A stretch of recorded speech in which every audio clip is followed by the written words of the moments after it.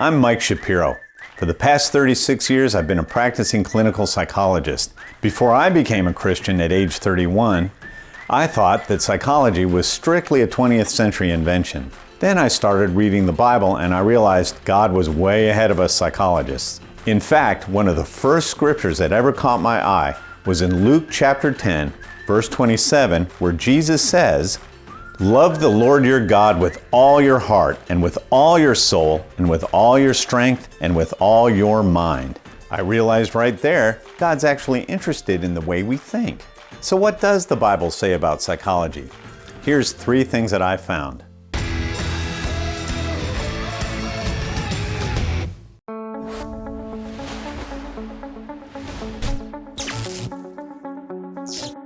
In the 1960s, a famous psychologist named Aaron Beck came up with what's now known as cognitive behavior therapy, or CBT. The premise of CBT is that what we think influences our emotions, not the other way around. So to help someone get better, you train them how to think instead of how to feel. Even though Beck was credited with developing CBT in the 1960s, 1900 years before that, the Apostle Paul was talking about it in Philippians chapter 4. In verse 8, he says, "Finally, brothers and sisters, whatever is true, whatever is noble, whatever is right, whatever is pure, whatever is lovely, whatever is admirable, if anything is excellent or praiseworthy, think about such things." Paul understood that the way we think, when we think about positive things, it brings us peace. So Christians have been practicing this for 2,000 years.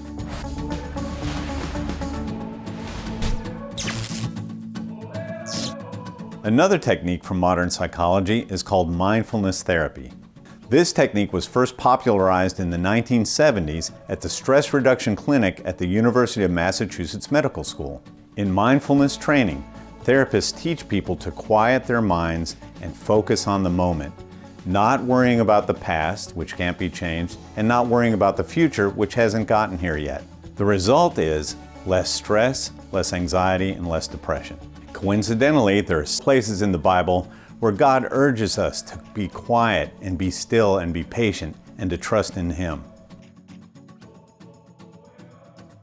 Those sure sound like mindfulness techniques to me.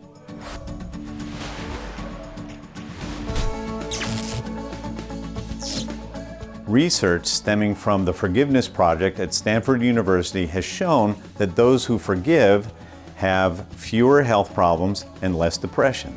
It's also been shown that failure to forgive actually results in a higher incidence of certain diseases like cardiovascular disease and cancers. Again, thousands of years before any of this, we see multiple passages in the Bible that talk about forgiveness. For example, in Matthew 5 it says, "Blessed are those who hunger and thirst for righteousness, for they will be filled. Blessed are the merciful, for they will be shown mercy." God blesses those who are merciful and forgive. And I've known many Christians who, once they put forgiveness into practice, have gone on to live healthier and happier lives. You know, the Bible says way more about psychology than these 3 things. And I'm not disparaging psychology. Things like thinking positive thoughts, making your mind still, and forgiving are easier said than done, and you may need the help of a therapist or counselor to get you there. But the fact is, God knew about these human conditions way before your therapist or counselor figured this out. My wife and I frequently talk about topics just like this. If you want us to give a workshop or a seminar in your city, please get in touch with us here. But for now, that's another tool in your toolbox. We really are a small team here in San Antonio, Texas. So if you love what we do, please consider going to KidogoToolbox.com where you can become a monthly supporter. We hope that these videos inspire and encourage you.